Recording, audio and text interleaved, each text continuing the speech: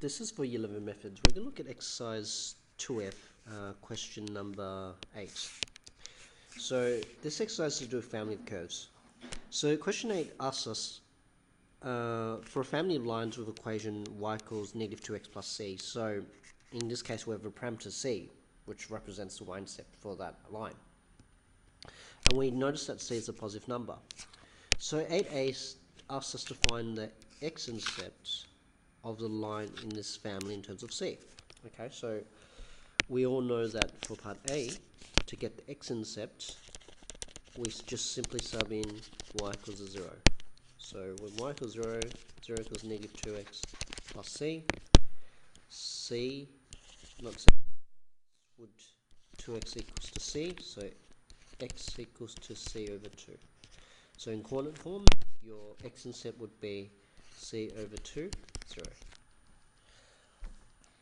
For part B, it says find the value of c if it passes through the point 1, 7. Okay, this is a pretty straightforward question. All you're doing is you've got y equals negative 2x plus c.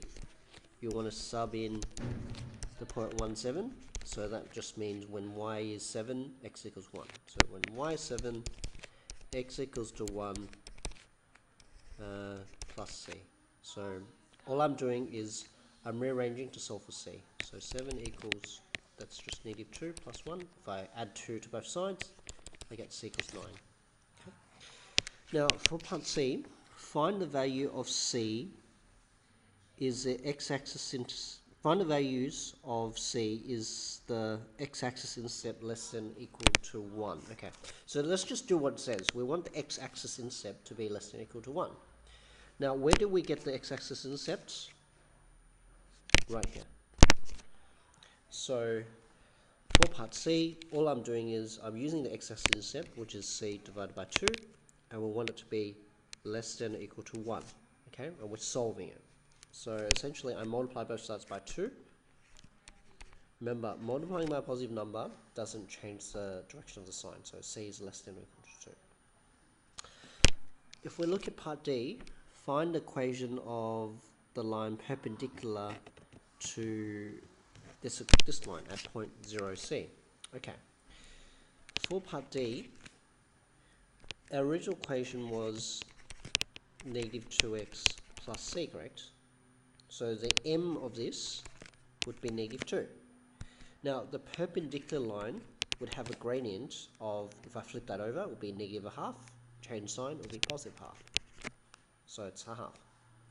Now, what I do is, I simply use the y minus y1 formula. Okay, we know it passed through the point 0c. Okay, so y minus y1 equals m x minus x1. Now, my y1 is c, and my m is a half. We'll just calculate that, and my x1 would be 0. Okay, so when I rearrange that, I get y equals, if I move the c to the other side, so I'll expand this part first, I'll get half x minus half times 0, which is 0, and if I add c to the other side, I get y equals half x plus c. Okay, so that's the equation of the perpendicular line at point 0c. Now, just because we're working with parameters doesn't mean it can't be done, okay? So I want everyone to get rid of that mindset that you can't do it because it has parameters in it, okay? You just treat it as if they were numbers. Now, part E is interesting. Part E is a bit more challenging, so let's do it in a different color. Part E. Okay, E part 1. Let O denote the origin and let A, B be the x and y intercepts of this equation, okay? Now, visually, let's draw what it looks like, okay? Well, I know that C is positive, so if I draw a linear line to visually show what's going on, then I know that the line will look something like this because we have a positive y-intercept and a negative gradient. So this will be my point 0c, okay? And The x-axis intercept, we worked out at the start, in general, it's known as c over 2. So this point will be c over 2, 0.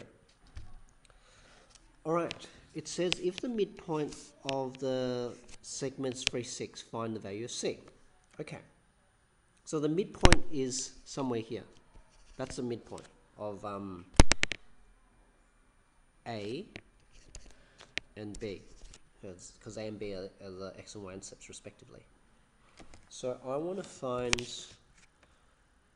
the value of c if the midpoint is 3, 6. So, okay, the midpoint of 0, 0, c and c on 2, 0 is 3, 6. So how do I approach this? Simple. We know that the midpoint is the average of the values, average of the x values. So we know the average of the x values is 3, okay, because that's that's x corner of the midpoint. And we know the average of the y values is 6. So let's just write out an equation. Okay, so c on 2 plus 0 divided by 2 equals 3, and c plus 0, so the y coordinate divided by 2 equals 6. Okay, let's rearrange. So this is essentially c over 4 equals 3, so c equals 12. Okay, and in the second equation we get c equals 12 as well. Okay, so that confirms our answer. Now for E part 2, if the triangle AOB has area 4, find the value of C. Okay, let's draw what the triangle looks like. Okay, so I'll do it over here on the side. Part 2. Triangle means that we know this has length C and this has length C over 2. Okay, it's a right angle triangle, and we know the area is 4. Okay, the area of this area is 4. We know this is a right angle triangle, so we know the height and we know the base. We know the area is half times base times height. So I can use this half times base. Base is C over 2. Height is C. And we know that equals 4. Okay, because that's the area given. So all I'm doing is solving this equation. So we've got C squared over 4 equals 4. Rearranging, C squared equals 16. So C equals plus or minus 4. Now C has to be positive value. So since C is greater than 0, C must equal 4. Okay, so 4 doesn't tell me the unit, so it's C equals 4. For part 3, this part's tricky.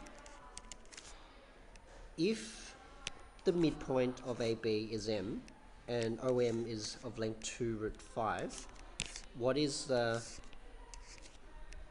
value of C? Okay, we know the coordinates of this is 0C and C on 2, 0. The midpoint is the middle of these two, okay? And we know O means origin, OM is 2 root 5. So let's get a coordinate of the midpoint, okay?